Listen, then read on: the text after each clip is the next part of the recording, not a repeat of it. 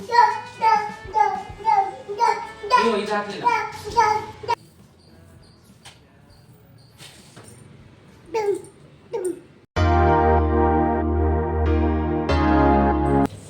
Hello everyone, welcome back again to my YouTube channel. ಎಲ್ಲರೂ ಹೇಗಿದ್ದೀರಾ? ಎಲ್ಲರೂ ಆರೋಗ್ಯವಾಗಿ ಆರಾಮಾಗಿದ್ದೀರಾ ಅಂತ ಭಾವಿಸ್ತಾ ಇದ್ದೀನಿ.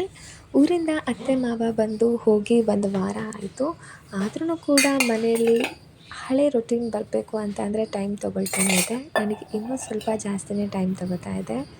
ಮನೇಲಿ ಮಗು ಇರುತ್ತೆ, ಮನೆ ಕೆಲಸ ಎಲ್ಲ ನೋಡೋದು ಒಂದು ಚಾಲೆಂಜಿಂಗ್ ಟಾಸ್ಕೇ ಅಲ್ವಾ. ಸೊ ನಾನು ಹಿಂದಿನ ದಿನ ಈ ಪ್ರಾಡಕ್ಟ್ ನನಗೆ ಬಂದಿತ್ತು, ನಾನು ಆರ್ಡರ್ ಮಾಡಿಕೊಂಡಿದ್ದೆ. ಇದನ್ನು ಇವಾಗ ರಿಫಿಲ್ ಮಾಡಿ ಇಟ್ಕೊತೀನಿ. ತುಂಬ ಹ್ಯಾಂಡಿಯಾಗಿದೆ, ತುಂಬ ಕನ್ವೀನಿಯೆಂಟ್ ಆಗಿದೆ. ಒಂದು ಬೌಲಲ್ಲಿ ಅಂದರೆ ಒಂದು ಕಂಟೈನರಲ್ಲಿ ನಾನು ಆಯಿಲ್ ಹಾಕಿಡ್ತಾ ಇದ್ದೀನಿ, ಇನ್ನೊಂದು ಕಂಟೈನರಲ್ಲಿ ತುಪ್ಪ ಹಾಕಿರ್ತೀನಿ. ತುಪ್ಪ ನಾನು ಆಯಿಲ್ ಎಷ್ಟು ಯೂಸ್ ಮಾಡ್ತೀನೋ ತುಪ್ಪನೂ ನಾನು ಅಷ್ಟೇ ಯೂಸ್ ಮಾಡ್ತೀನಿ. ಮಗುಗೆ ಎಲ್ಲ ರೆಸಿಪಿಗೂ ಏನೇ ಐಟಮ್ ಮಾಡಿದ್ರೂ ಅದಕ್ಕೆ ನಾನು ತುಪ್ಪ ಆ್ಯಡ್ ಮಾಡೇ ಮಾಡ್ತೀನಿ. ಸ್ವೀಟ್ ಅಂತ ಅಷ್ಟೇ ಅಲ್ಲ, ಈಗ ರೈಸ್ ಆ್ಯಂಡ್ ದಾಲ್ ಇರ್ಬೋದು, ಏನೇ ಮಾಡಿದ್ರೂ ಕೂಡ ಅದಕ್ಕೆ ಸ್ವಲ್ಪ ತುಪ್ಪ ಹಾಕ್ಕೊಳ್ಳೇಬೇಕು.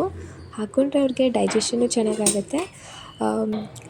ಹೊಟ್ಟೆಲಿ ಏನಾದರೂ ಸಮಸ್ಯೆ ಇದ್ದರೆ ಅಥವಾ ಮೋಷನ್ ಪ್ರಾಬ್ಲಮ್ ಇದ್ದರೆ ಅದೇನೂ ಇರೋದಿಲ್ಲ. ಸೊ ಮಗುಗೆ ಯಾವಾಗ್ಲೂ ಸ್ವಲ್ಪ ತುಪ್ಪ ಯೂಸ್ ಮಾಡ್ತಾನೆ ಇರಬೇಕು. ಅದಕ್ಕಾಗಿ ನಾನು ಈ ಥರ ರೆಡಿ ಮಾಡ್ಕೊತಾ ಇದ್ದೀನಿ. ಹಾಗೆ ಇವತ್ತು ಸಂಡೇ ಆಗಿರೋದ್ರಿಂದ ನಮಗೆ ಬ್ರಂಚ್ ಮಾಡ್ಕೊಳ್ಳೋಣ ಅಂದರೆ ಡೈರೆಕ್ಟಾಗಿ ಬ್ರೇಕ್ಫಾಸ್ಟ್ ಮತ್ತು ಲಂಚ್ ಎರಡನ್ನೂ ಒಂದೇ ಸರಿ ಮಾಡ್ಕೊಬಿಡೋಣ ಅಂತ ಅಂದು ನಾನು ರೆಡಿ ಮಾಡಿಕೊಂಡೆ. ಬ್ರಂಚ್ ಅಂತ ಅಂದರೆ, ಅದರಲ್ಲೂ ಸಂಡೇ ಅಂತ ಅಂದರೆ ನನ್ನ ಹಸ್ಬೆಂಡ್ಗೆ ನಾನ್ ವೆಜ್ ಇರಲೇಬೇಕು. ಸೊ ಸುಮಾರು ಸರಿ ಆನ್ಲೈನಲ್ಲಿ ನಾನ್ ವೆಜ್ನ ಆರ್ಡರ್ ಮಾಡಿದ್ವಿ. ಅದರಲ್ಲೂ ಮಟನ್ ಅಷ್ಟೊಂದು ಚೆನ್ನಾಗಿ ನಮಗೆ ಅನಿಸ್ತಾ ಇರಲಿಲ್ಲ. ಅದು ಒಂದು ಸ್ಟೋರ್ ಮಾಡಿರೋದನ್ನು ಕೊಡ್ತಾಯಿದ್ರು ಫ್ರೀಝರಲ್ಲಿ ಇಟ್ಬಿಟ್ಟು, ಅದು ಫ್ರೆಶ್ನೆಸ್ಸೇ ಇರಲಿಲ್ಲ. ಹಾಗಾಗಿ ಅವರು ಡೈರೆಕ್ಟಾಗಿ ಮಟನ್ ಸ್ಟಾಲ್ಗೆ ಹೋಗಿ ತೊಗೊಬರ್ತಾರೆ. ಸೊ ಈಗ ನಮಗೆ ಬ್ರೇಕ್ಫಾಸ್ಟ್ ಲೇಟ್ ಆಗುತ್ತೆ ಅಂತ ಮಗುಗೆ ಏನಾದರೂ ಒಂದು ಸಿಂಪಲ್ಲಾಗಿ ಮಾಡಬೇಕು ಅಂದ್ಕೊಂಡಾಗ ಅವನಿಗೆ ತುಂಬ ಫೇವ್ರೆಟ್ ಅಂತಲೇ ಹೇಳ್ಬೋದು.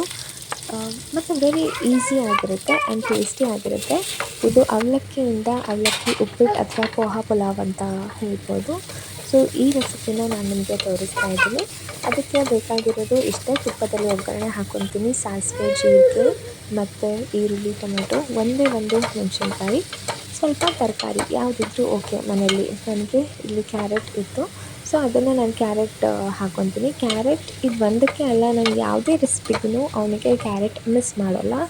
ಆಲ್ಮೋಸ್ಟ್ ಯಾವುದಾದ್ರೂ ಒಂದು ಫಾರ್ಮಲ್ಲಿ ನಾನು ಅವನಿಗೆ ತರಕಾರಿ ಕೊಡ್ತೀನಿ.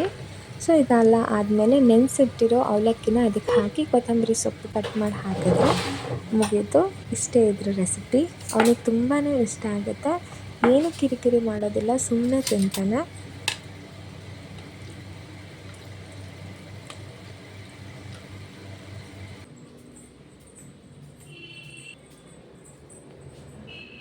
ಮಮ್ಮು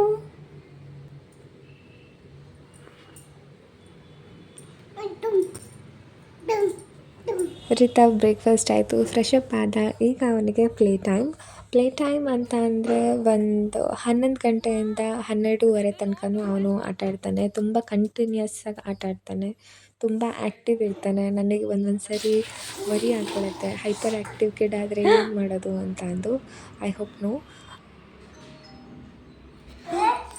ಅಯ್ಯೋ lion ಬಿದ್ದೋಗ್ಬಿಟ್ಟಿದೆ.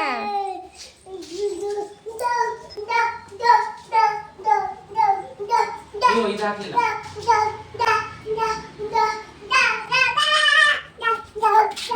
Don't run.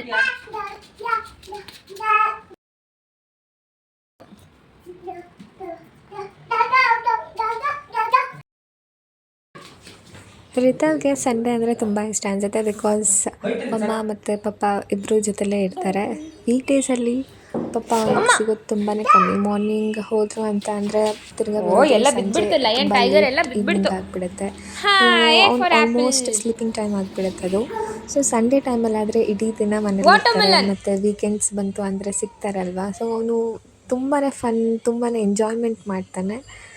May be ಅಮ್ಮ ಯಾವಾಗಲೂ ಜೊತೆಲೇ ಇರ್ತಾರೆ, ಅಪ್ಪ ಕಷ್ಟನೇ ಅಲ್ವಾ ಯಾವಾಗಲೂ ಜೊತೆಲಿರೋದು. ಸೊ ಅದಕ್ಕೆ ಅನಿಸುತ್ತೆ ಮಕ್ಕಳಿಗೆ ಅಪ್ಪನ ಕಂಪನಿ ತುಂಬ ಇಷ್ಟ ಆಗುತ್ತೆ ಅನಿಸುತ್ತೆ. ಆ್ಯಂಡ್ ಅವರು ಹೊರಗಡೆ ಹೋಗಬೇಕಾದ್ರೆ ಇವನನ್ನು ಕರ್ಕೊಂಡು ಹೋಗ್ತಾರೆ ಏನಕ್ಕೆ ಆದ್ರೂ. ಸೊ ನಾವಾದರೆ ಅಷ್ಟು ಹೊರಗಡೆ ಹೋಗೋದು ಇಲ್ಲ ಆ್ಯಂಡ್ ಅವ್ರನ್ನ ಕರ್ಕೊಂಡು ಹೋಗೋದಿಲ್ಲ. ಹೀಗೆ ಅಪ್ಪ ಅಮ್ಮ ಜೊತೆಯಲ್ಲೇ ಇದ್ದರೆ ಮಕ್ಳಿಗೆ ಇನ್ನೂ ಖುಷಿ ಆಗುತ್ತಲ್ವ. ನಾನು ಹಾಗೆ ಒಂದು ಚಾಟ್ ಇತ್ತು, ಇದು ಸೇಮ್ ಮ್ಯಾಟ್ ಥರ ಬರುತ್ತಲ್ವ, ಆ ಥರನೇ ಇದು. ಅದರಲ್ಲಿ ABCD ಅವನು ಈಗ ರೆಕಗ್ನೈಸ್ ಮಾಡ್ತಾ ಇದ್ದಾನೆ. ಸೊ ಅದಕ್ಕಾಗಿ ನಾನು ದಿನದಲ್ಲಿ ಒಂದು 1/2 ಅವರ್ ಅಂತ ಇದನ್ನು ಸ್ಟಾರ್ಟ್ ಮಾಡ್ಕೊಂಡಿದ್ದೀನಿ. ABCD, ಆ್ಯಪಲ್, ಫಿಗರ್ಸ್, ಮಾಡೆಲ್ಸ್, ಸ್ವಲ್ಪ ಲರ್ನಿಂಗ್ ಸ್ಕಿಲ್ಸ್ ಏನಾದರೂ ತೋರಿಸ್ತಾನ ಆ ಥರ ಟ್ರೈ ಮಾಡ್ತಾಯಿದ್ದೀನಿ. ಸೊ ಅವನು ಸುಮ್ಮನೆ ಇದ್ದಾಗ ಒಂದೊಂದು ಸರಿ ಅದು ಚಾಪೆ ಹಾಕಿಬಿಟ್ಬಿಟ್ರೆ ಅವ್ನು ನೋಡ್ತಾ ಇರ್ತಾನೆ, ಆ್ಯಪಲ್ ಟಚ್ ಮಾಡ್ತಾನೆ. ಅವನು ತಿನ್ನೋಕೆ ಕೊಡ್ತೀವಲ್ವ, ಸೊ ಅದಕ್ಕೂ ಇದಕ್ಕೂ ಮೈಂಡಲ್ಲೇ ಸಿಂಕ್ ಮಾಡ್ಕೊತಾ ಇರ್ಬೋದು ಮೇ ಬಿ. ಒಂದೊಂದು ಸರಿ ಸುಮ್ಮನೆ ನೋಡ್ತಾ ಕುತ್ಕೊಂಡ್ಬಿಡ್ತಾನೆ, ಅದು ಫಿಗರ್ಸ್ ಎಲ್ಲ ಅವನು ಅಬ್ಸರ್ವ್ ಮಾಡ್ತಾ ಇರ್ತಾನೆ. ಹಾಗೆ ಅವನನ್ನು ಮಲಗಿಸಿದ್ದು ಆಯಿತು. ಈಗ ನಾವು ಲಂಚ್ ರೆಡಿ ಮಾಡೋಣ ಅಂತ ಅಂದು ಮಾಡ್ಕೊತಾ ಇದ್ದೀನಿ. ಮತ್ತು ನನ್ನ ಬ್ರದರ್ ಕೂಡ ಬರ್ತಾ ಇದ್ದಾನೆ. ಸೊ ಅವನು ನಾನ್ ವೆಜ್ ತಿನ್ನಲ್ಲ, ಬಟ್ ಆಲ್ರೆಡಿ ನನ್ನ ಹಸ್ಬೆಂಡ್ ನಾನ್ ವೆಜ್ ತಂದಿರೋದ್ರಿಂದ ಈಗ ನಾನು veg non veg 2 recipe ready ಮಾಡ್ತಾ ಇದ್ದೀನಿ. ಫಸ್ಟ್ ನಾನು ಮಟನನ್ನು ಸೂಪ್ ಅಂತ ತೆಗಿತೀನಿ, ಬಿಕಾಸ್ ಮಗು ಬಿರಿಯಾನಿ ತಿನ್ನೋದಕ್ಕಾಗೋದಿಲ್ಲ. ಅದರಲ್ಲಿ ಜಾಸ್ತಿ ಆಯಿಲ್ ಇರುತ್ತೆ, ತುಪ್ಪ ಇರುತ್ತೆ, ಮಸಾಲೆ ಐಟಮ್ಸ್ ಜಾಸ್ತಿ ಇರುತ್ತೆ. ಸೊ ನಾನು ಈಗ ಅವನಿಗೆ ಬಿರಿಯಾನಿ ಕೊಟ್ಟಿಲ್ಲ ಇನ್ನೂ. ಅವನಿಗೋಸ್ಕರ ಅಂತ ಒಂದು ಸ್ವಲ್ಪ ಸೂಪನ್ನ ತೆಗಿತಾ ಇದ್ದೀನಿ. ಆ ಸೂಪ್ ಪ್ರಿಪ್ರೇಷನ್ ಇಷ್ಟೇ. ಮಟನ್ ಸ್ವಲ್ಪ ನೀಟಾಗಿ ಅರಿಶಿನ ಹಾಕ್ಕೊಂಡು ತೊಳೆದ್ಬಿಟ್ಟು ಮಸಾಲ ರೆಡಿ ಮಾಡ್ಕೊತಾ ಇದ್ದೀನಿ. ಅದಕ್ಕೆ ಏನಿಲ್ಲ, ಶುಂಠಿ, ಬೆಳ್ಳುಳ್ಳಿ, ಪುದೀನ ಮತ್ತು ಕೊತ್ತಂಬರಿ ಸೊಪ್ಪು, ಒಂದು ಸ್ವಲ್ಪ ಈರುಳ್ಳಿ ಹಾಕ್ಕೊಂಡು ಮಿಕ್ಸಿ ಮಾಡಿ ಕುಕ್ಕರ್ಗೆ ಡೈರೆಕ್ಟಾಗಿ ಹಾಕಿಬಿಡ್ತೀನಿ. ಆಯಿಲ್, ಒಗ್ಗರಣೆ ಏನೂ ಹಾಕೋದಿಲ್ಲ. ಸೊ ಸೂಪ್ ರೆಡಿ ಆಗುತ್ತೆ. ಇದು ತುಂಬಾ ಟೇಸ್ಟಿ ಆಗುತ್ತೆ. ಈವನ್ ನನಗೆ ಈಗಲೂ ರೈಸ್ ಜೊತೆಲಿ ಕೊಟ್ಟರೆ ನಾನು ಈ ಸೂಪ್ ಮತ್ತು ರೈಸ್ನ ನಾನು ಆರಾಮಾಗಿ ತಿಂದ್ಬಿಡ್ಬೋದು.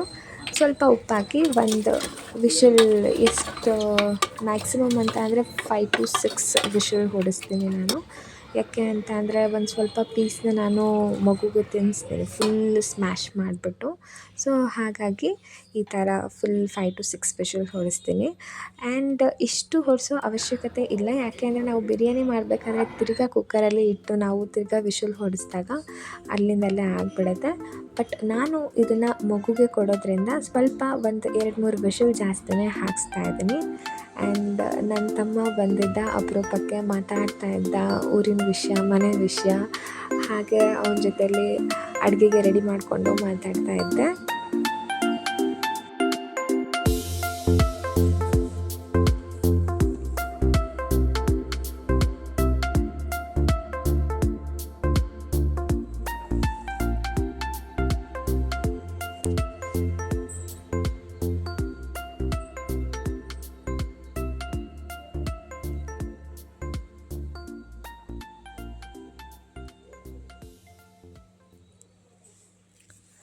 ಈಗ ತಟ್ಟೆಯಲ್ಲಿ ನಾನು ರೆಡಿ ಮಾಡ್ಕೊಂಡು ಇಟ್ಕೊಂಡಿದ್ದೀನಲ್ಲ, ಅದು ಬಿರಿಯಾನಿಗೆ ಹಾಕೋ ಮಸಾಲ.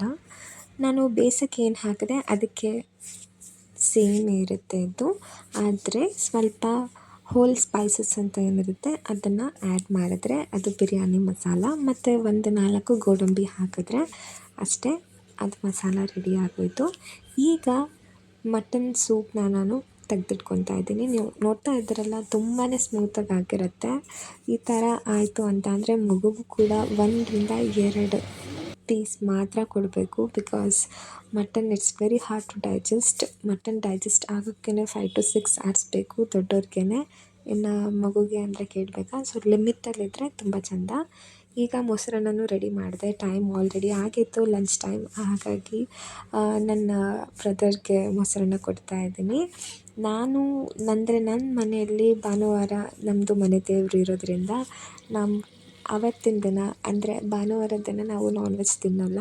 ಅದೇ ಈಗ ನಾನು ಗಂಡನ ಮನೇಲಿದ್ದೀನಿ. ಈಗ ಇಲ್ಲಿ ಸೋಮವಾರ ಮನೆ ದೇವ್ರ ವಾರ. ಸೊ ನಾನು ಭಾನುವಾರ ತಿಂತೀನಿ, ಸೋಮವಾರ ತಿನ್ನೋದಿಲ್ಲ. ಹಾಗಾಗಿ ಇಲ್ಲಿ ಮಟನ್ ಬಿರಿಯಾನಿಗೆ ರೆಡಿ ಮಾಡ್ಕೊತಾ ಇದ್ದೀನಿ.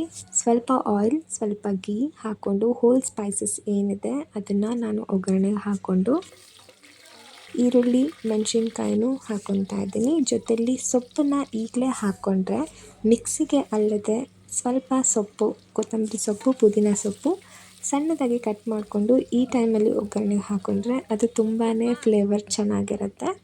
ಹಾಗೆ ಈ ಟೈಮಲ್ಲಿ ಟೊಮ್ಯಾಟೊನೂ ಹಾಕ್ಕೋತಾ ಇದ್ದೀನಿ. ಇಲ್ಲಿ ನಾನು ಒಂದು ಅಂದರೆ ಡಿಫ್ರೆನ್ಸ್ ಇದೆ. ಏನು ಅಂತ ಅಂದರೆ ಬಿರಿಯಾನಿ ಮಸಾಲನ ನಾನು ಮುಂಚೆನೇ ರೆಡಿ ಮಾಡಿಕೊಂಡು ಇಟ್ಕೊತೀನಿ. ಅದನ್ನು ನಾನು ಈ ಟೈಮಲ್ಲಿ ಯೂಸ್ ಮಾಡ್ತೀನಿ. ಆ ಬಿರಿಯಾನಿ ಮಸಾಲನ ನಾನು ಗ್ರೇವಿಗೂ ಹಾಕ್ಬೋದು, ಬೇರೆ ಪಲಾವ್, ಟೊಮೆಟೊ ಬಾತ್ ಏನು ಮಾಡಿದ್ರೂ ಹಾಕ್ಬೋದು. ಸೊ ಹಾಗಾಗಿ ನಾನಿಲ್ಲಿ ಬಿರಿಯಾನಿ ಮಸಾಲ ಹಾಕ್ತಾಯಿಲ್ಲ. ನಾನು ಅದನ್ನು ಬೇರೆ ಪಾತ್ರೆಯಲ್ಲಿ ನೀಟಾಗಿ ಸ್ವಲ್ಪ ಜಾಸ್ತಿನೇ ಆಯಿಲ್ ಹಾಕ್ಕೊಂಡು ಫ್ರೈ ಮಾಡಿ ಎತ್ತಿಟ್ಕೊಂಡು ಬಿಡ್ತೀನಿ ಒಂದು ಕಂಟೈನರಲ್ಲಿ. 1 to 2 to 3 ಸ್ಪೂನಷ್ಟು ಎಲ್ಲದಕ್ಕೂ ಹಾಕಿದ್ರೆ ಬೇರೆ ನನಗೆ ಫುಲ್ ವೀಕೆಂಡಲ್ಲಿ ಏನಾದರೂ ಮಾಡಿಕೊಂಡ್ರೆ ಫುಲ್ ವೀಕ್ ಡೇಸಲ್ಲಿ 10 to 15 ಡೇಸ್ ತನಕ ನಾನು ಆ ಗ್ರೇವಿ ಮಸಾಲನ ಯೂಸ್ ಮಾಡ್ಕೋಬೋದು.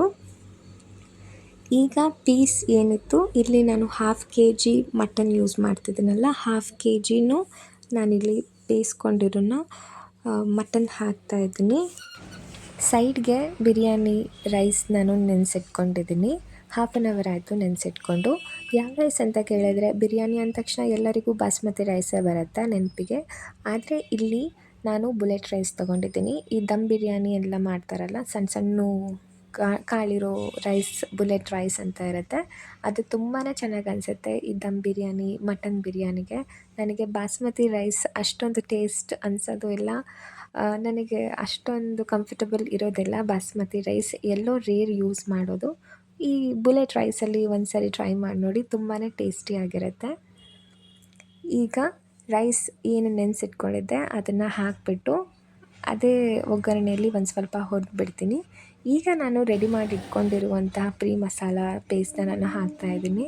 ಇದು ಏನೂ ಪ್ರಾಬ್ಲಮ್ ಇಲ್ಲ.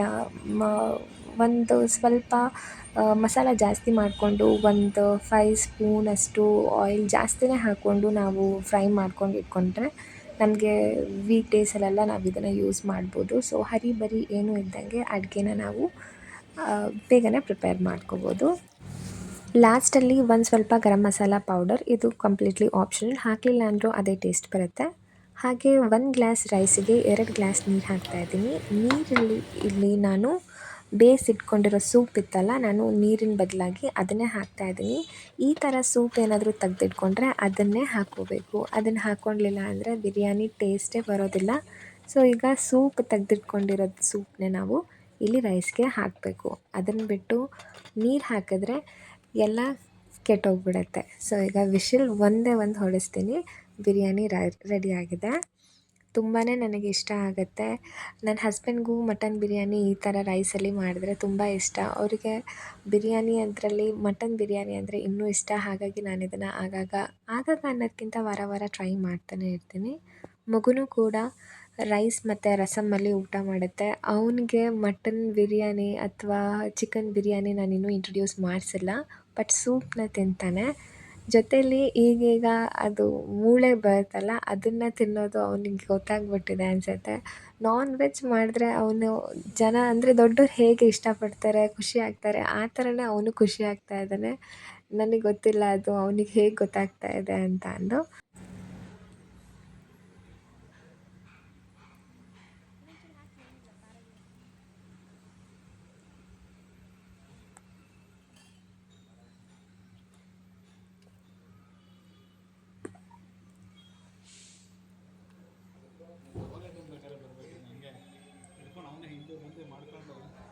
ಕೊಡಿ ಅವನ ಕೈಯಲ್ಲಿ.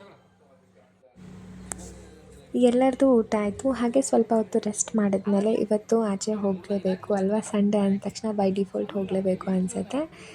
ಈಗ ನಾವು ಅಪ್ಪು ಸ್ಮಾರಕಕ್ಕೆ ಹೋಗ್ತಾ ಇದ್ದೀವಿ. ನಾನು ನಿಜ ಹೇಳಬೇಕು ಅಂದರೆ ಆನ್ ಸ್ಕ್ರೀನ್ ಮೇಲೆ ಅವ್ರನ್ನ ಈಗಲೂ ತುಂಬಾ ಮಿಸ್ ಮಾಡ್ಕೊತೀನಿ. ಒಳ್ಳೊಳ್ಳೆ ಫಿಲಮ್ಸ್ ಕೊಟ್ಟು ತುಂಬಾ ಚೆನ್ನಾಗಿ ಅನಿಸ್ತಾ ಇತ್ತು. ಈಗ ಮತ್ತು ಅವ್ರದ್ದು ಹೊಸ ಹೊಸ ಮೂವಿ ನೋಡೋಕ್ಕಾಗಲ್ಲ ಅಂತ ನಾನು ನಿಜವಾಗ್ಲೂ ಬೇಜಾರಾಗಿದೆ ನನಗೆ. ಸೊ ಇದು ಇವತ್ತಿನ ನನ್ನ ವ್ಲಾಗ್ ಆಗಿತ್ತು. ನಿಮಗೆ ನನ್ನ ವೀಡಿಯೋ ಇಷ್ಟ ಆಗಿದರೆ ಆದಷ್ಟು ನಿಮ್ಮ ಫ್ರೆಂಡ್ಸ್ ಫ್ಯಾಮಿಲಿ ಜೊತೆಲಿ ನನ್ನ ವೀಡಿಯೋ ಶೇರ್ ಮಾಡಿಕೊಂಡು ನನ್ನ ಚಾನಲ್ನ ಸಬ್ಸ್ಕ್ರೈಬ್ ಮಾಡಿಕೊಡಿ.